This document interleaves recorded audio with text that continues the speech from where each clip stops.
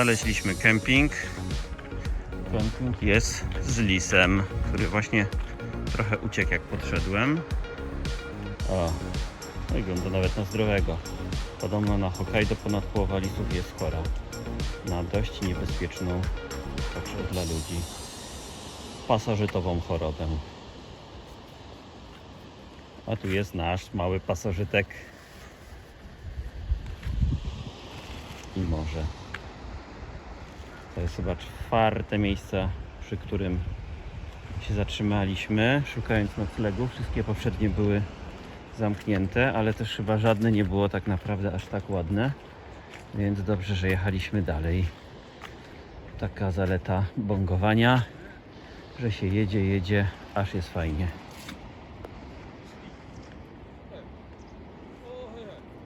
I całkiem sporo różnych innych kamperków i namiocików tutaj jest.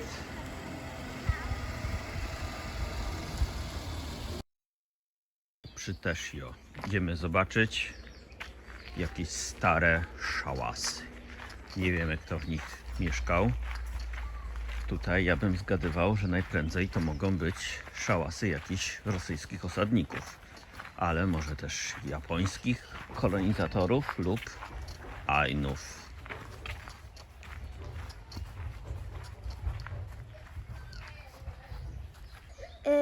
Więc teraz pójdziemy do właśnie takiego szałasu i on jest tutaj blisko właśnie, to chodźmy do środka. Jeśli w ogóle się da wejść do środka.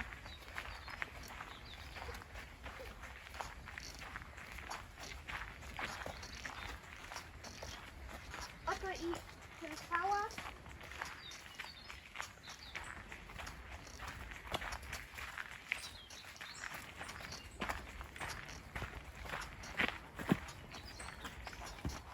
Wyjście nawet chyba jest otwarte. No, w środku są jakieś schody, ognisko. O, ktoś tu zamontował światła. To schodzimy. Bo najwyraźniej to jest do zwiedzania. Więc tu mamy ognisko i ludzie, którzy tu mieszkali, zapewne sobie tu jedli.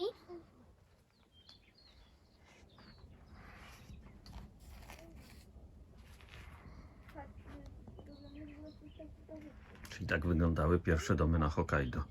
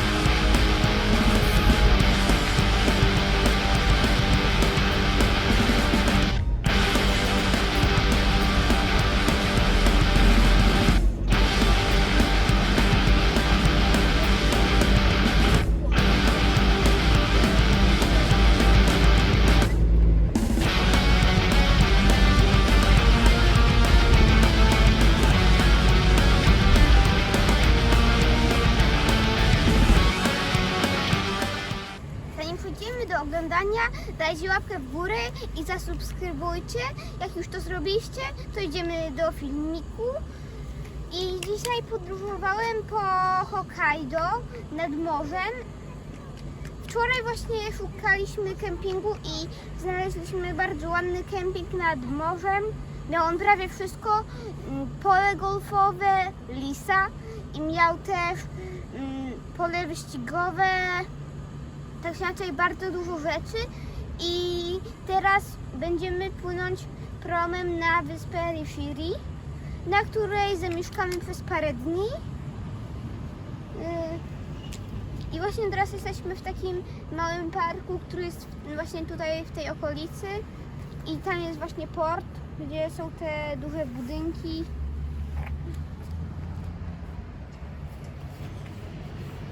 Znaleźliśmy gniazdo czerwonej ćmy. Jest chyba dość spokojna, bo jak przykładam palec, to nie zwiewa. I to jest jej gniazdo. Ale nie o to chodzi, ja po prostu mam talent śpiewać, każdy może trochę lepiej lub gorzej, ale nie o to chodzi, ja po prostu mam talent. Miejsce docelowe jest po lewej stronie.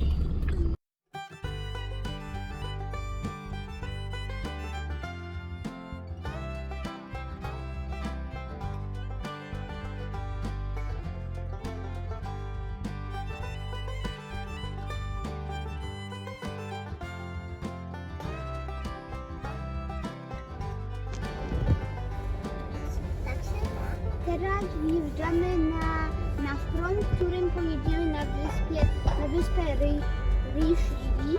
I to właśnie jest on tu przed nami.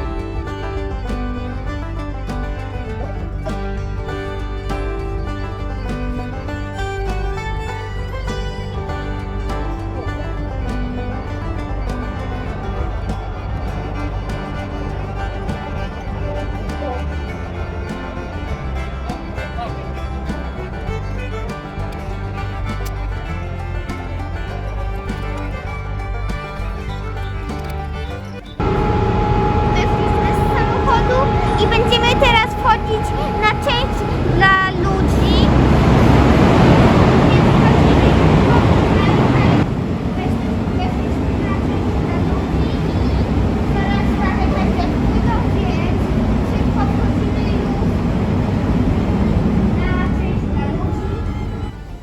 Weszliśmy już na piętro i tu mają na przykład taki mały sklep.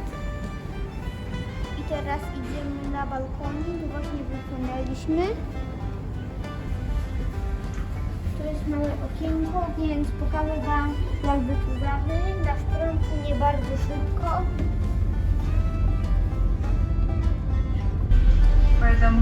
A to kajuta dziecięca. Jesteśmy w pokoju zabaw i tu jest taka na telewizorze włączony telewizor i jest mała mapka. My jesteśmy tym statkiem i zostało nam chyba 25 km z tego co rozumiem i tu jest cała droga. A stąd startowaliśmy, gdzie jest ten zielony napis. Pierwszy raz od 6 miesięcy opuściliśmy Hokkaido.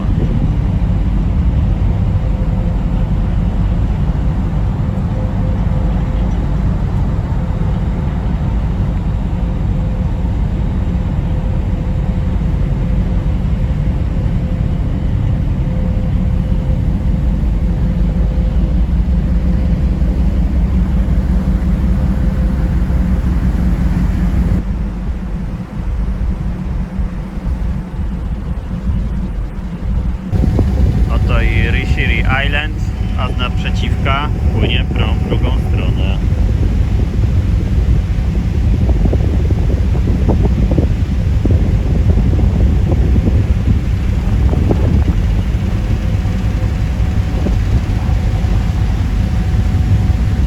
Za chmury wynurza się szczyt wyspy.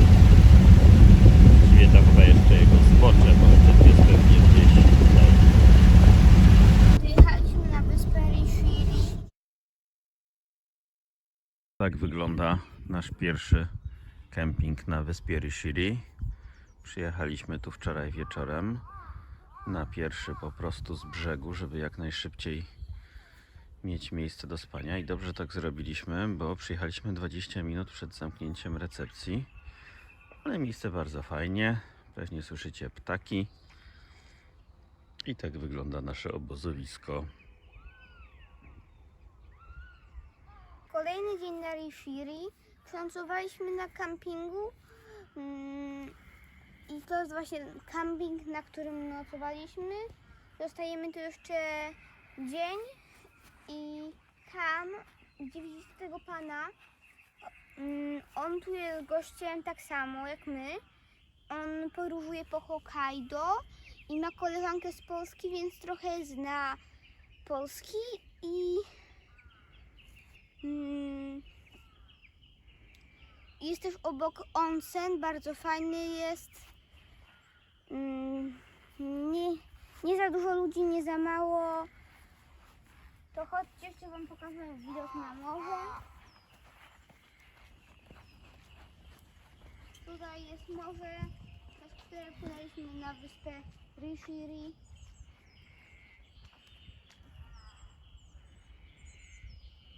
I oczywiście Bongo.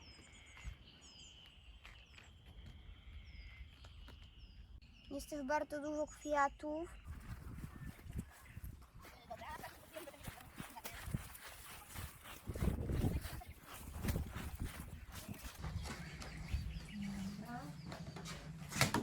Mogę wyładować? Możesz.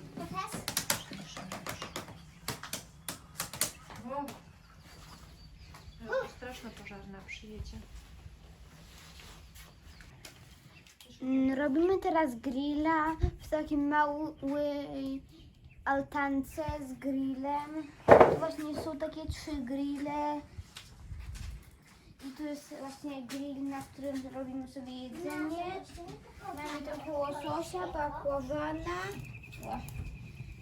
fasoli i papryki. I tu jest bardzo duży ogień.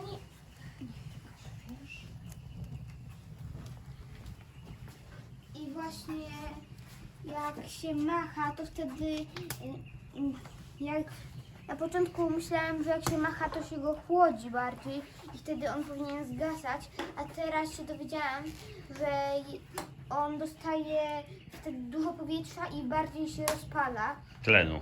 Tlen się pali. A w powietrzu jest tlen. Dostarcza się nowego powietrza, nowego tlenu i wtedy się szybciej wszystko pali. Dlatego jak się pali mieszkanie, to wcale niekoniecznie należy otwierać okna. No i też są właśnie takie wachlawy, żeby tutaj podnać ten ogień, czyli w sensie dawać mu tlen.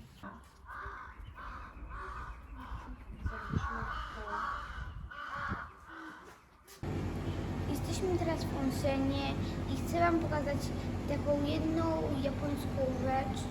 Ona jest też w Polsce, ale ogólnie jest jej bardzo dużo w Japonii. To są właśnie takie budki z piciem. Czasami są też z jedzeniem, to na przykład jest jedna z lodami. Właśnie sobie zjedliśmy te lody. I w Tokio, pamiętam jak chodziłem na spacery, było po prostu mnóstwo takich budek na dworze. One są trochę jak takie małe sklepiki, bo w Tokio latem jest strasznie gorąco i człowiek bardzo chce pić, więc wychodzi sobie i jest budka, to sobie kupuje właśnie picie jakieś, bo jest, na przykład zimą w Tokio nie ma w ogóle śniegu. Park w Rishiri.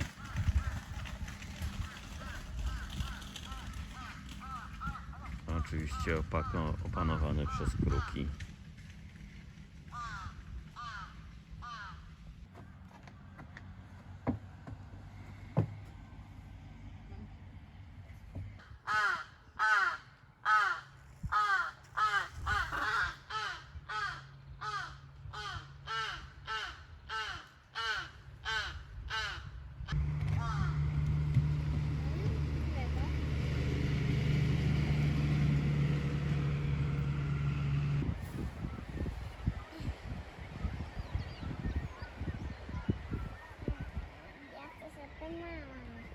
Tata Gdzie mnie... jesteśmy, kochani? Przypłynęliśmy na wyspę Rishiri. Jesteśmy na poobiednim spacerku przy wybrzeżu. Doszliśmy do takiej dość dużej, śmiesznej górki, skałki, gdzie mewy mają swoje gniazda. I mamy mewy, chyba latają po jedzonko i przenoszą je swoim dzieciom, które cały czas nawołują. A nie wiem, co robi tata. Albo lata też po jedzeniu, Tata albo pewnie się obija. płynie tam na leci hen w dalekie morze. Tata śpi i chrapie. Tam gdzieś jest chyba Azja.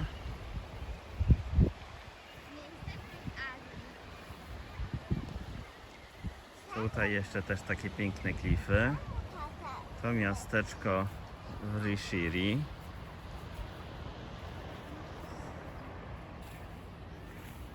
I tu port, do którego wczoraj przypłynęliśmy.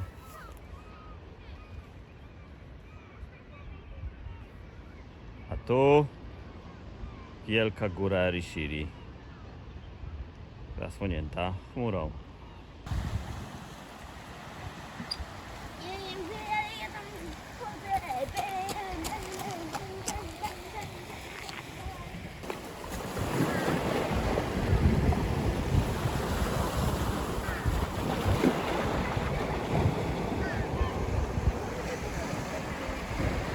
Pojazdy zaparkowane i wchodzimy teraz do parku alpejskiego w Rishiri.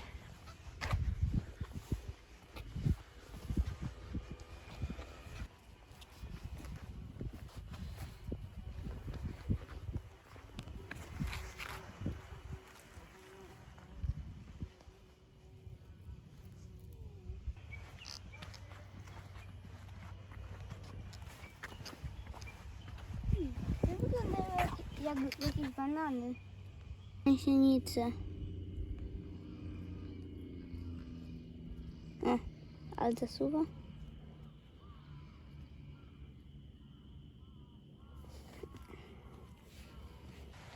Zanim przejdziemy do oglądania, subskrybujcie mój kanał i dajcie łapki w górę. Jeśli już to zrobiliście, to przechodzimy do filmiku. Dzisiaj będziemy okrążać wyspę Rishiri, na którą przypłynęliśmy parę dni temu. I teraz idziemy nad jezioro. I tutaj jest suk. Tylko zaraz. To jest taki fajny nos właśnie. Tam jest jakieś martwe przez mrówki. Zobaczmy widok z mostu.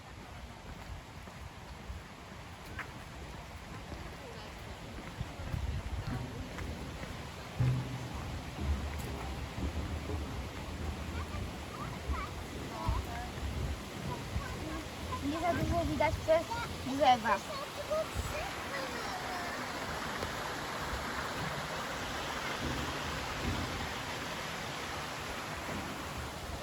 Jeszcze teraz pewna ciekawostka. Widzieliście, że Rishiri to wyspa, która jest pół taka jakby lasów deszczowych. Jest tak jak lasy deszczowe, na przykład to wygląda trochę jak w lasach deszczowych. Chociaż ma trochę podobny zwierząt. Oczywiście nie ma tu tygrysów, czarnych panter, ale większość rzeczy jest podobna. Dotarliśmy nad jezioro. Droga była krótka i to jest właśnie to jezioro, jest niewielkie. Ma na środku małą wysepkę.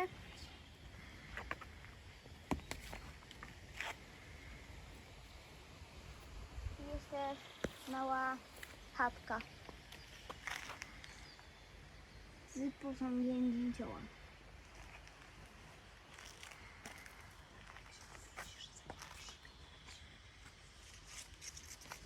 Idziemy teraz dookoła jeziora.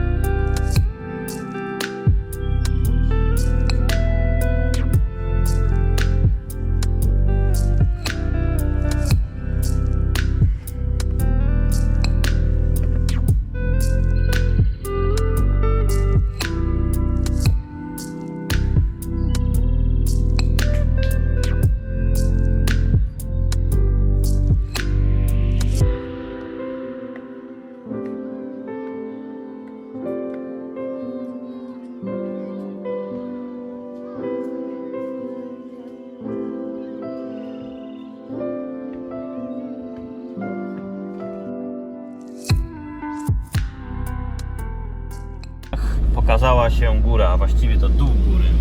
Aczkolwiek prawdziwy dół góry jest w ogóle w morzu.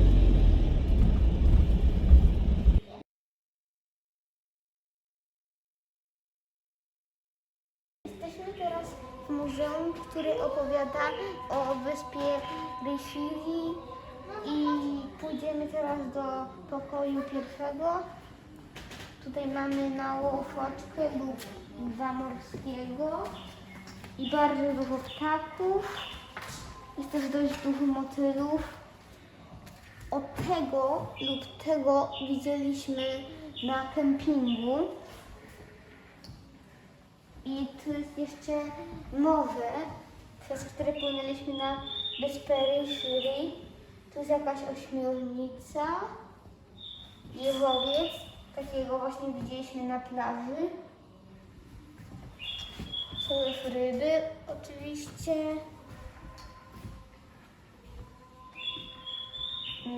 Tu jest las, są lisy, wiewiórki, bardzo dużo kruków. Chodzimy do następnego pokoju. Jest tutaj tradycyjny dom japoński.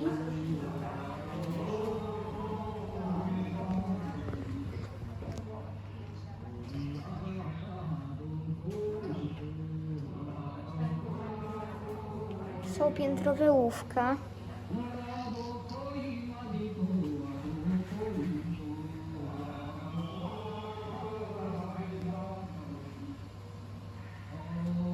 I cała wyspa Rishiri, czyli wyspa, na której jesteśmy.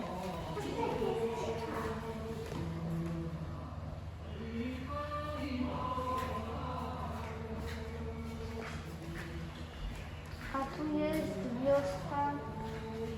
To jest chyba miejsce, w którym przypłynęli, w którym celował nasz prom. Tutaj jest pułapka na ryby, która działa w ten sposób, że ryby wpływają tutaj i tutaj się przeciskają przez tą szczelinkę, czyli jest ta brązowa nitka, potem schodzą coraz niżej i tu jest tak ciasno, że jak już wpłyną do środka, to nie będą mogły się wycisnąć do góry. W tym muzeum było napisane w gazecie, która był, że tutaj kiedyś przypłynął niedźwiedź z Hokkaido i pomiędzy Hokkaido a Rishiri jest 19 km odległości i on przypłynął tutaj jak było 10 stopni i oni najpierw nie wiedzieli czemu tu jest niedźwiedź, a potem go po prostu zabili. Ale to zabili tego, który był 100 lat temu, natomiast kilka lat temu przypłynął jeden, kręcił się przez 2 tygodnie i potem zniknął i najprawdopodobniej wrócił na Hokkaido, bo nie znalazł żadnego innego niedźwiedzia. Rishiri poza sezonem. Lody raczej wyciskają. Południe wyspy. Widzisz takie, czy są jakieś posypkowe? Chyba nie wiem.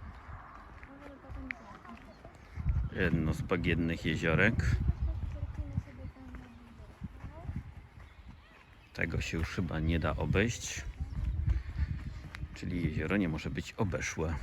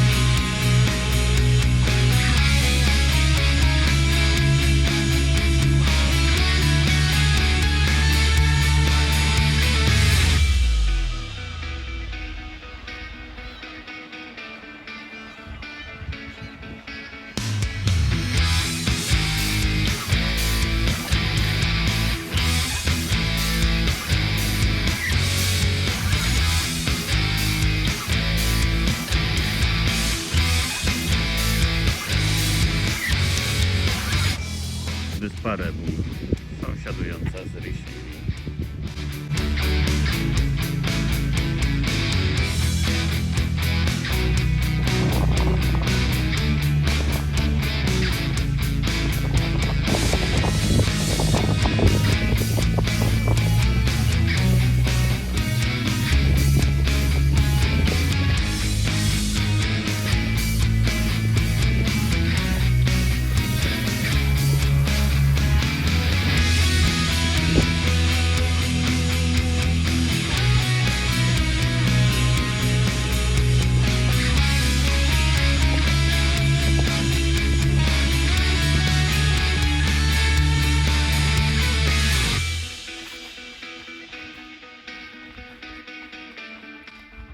Przyjechaliśmy na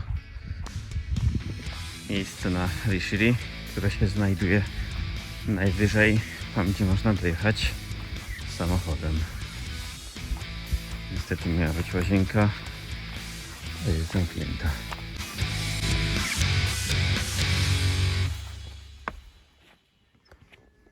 Ale ładnie. Nie ma tu jakoś żadnych koników. Musimy być cicho.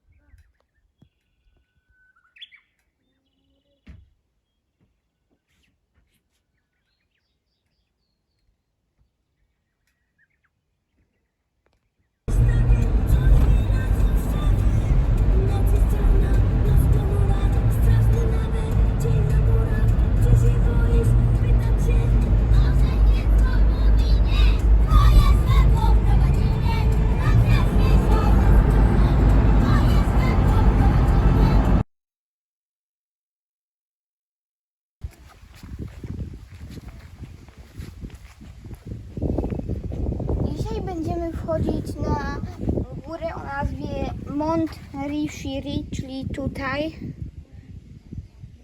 I startujemy stąd. I dojdziemy może gdzieś tutaj. I teraz jesteśmy właśnie na starcie. I pokażę wam jeszcze coś ciekawego, co jest w górach. Jest taka kałuża. W niej się czyści buty tak delikatnie, tylko z brudów różnych. O tak to wygląda, są takie schody. Różnych mikroorganizmów z innych wysp, żeby się nie naniosły na góry.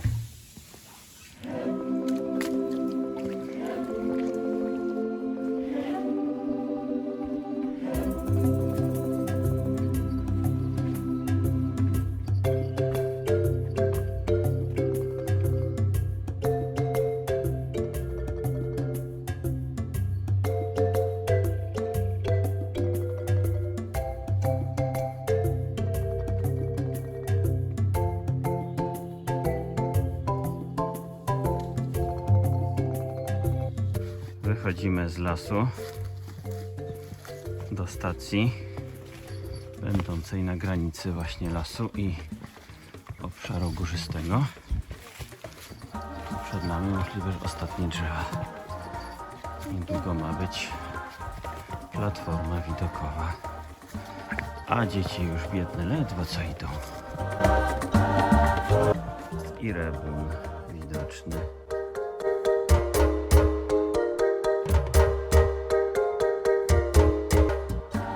Weszliśmy już bardzo wysoko i zmienia się roślinność. Jest już bardzo mało drzew.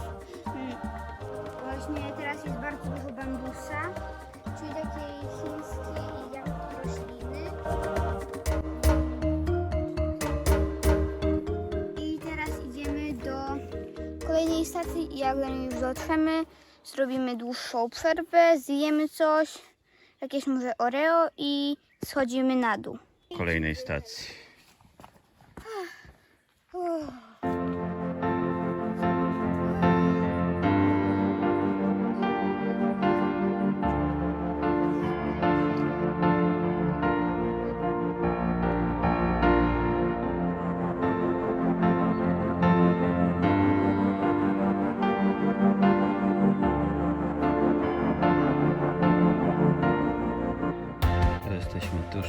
ostatnią stacją, do której planujemy dojść. Kręciła i wychodzimy z krzaków. Doszliśmy do naszej stacji końcowej.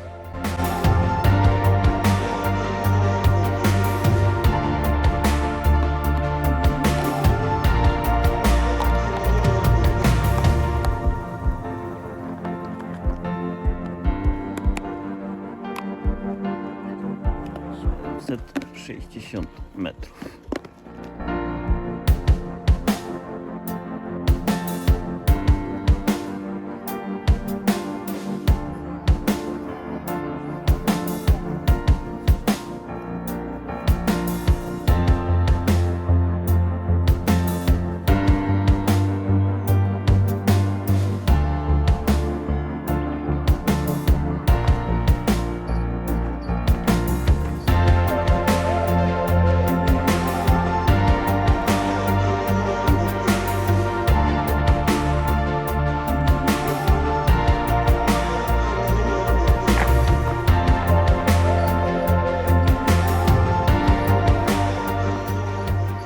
Będziemy wyjeżdżać z wyspy Wiśli. Tak naprawdę to właśnie wjeżdżamy na front.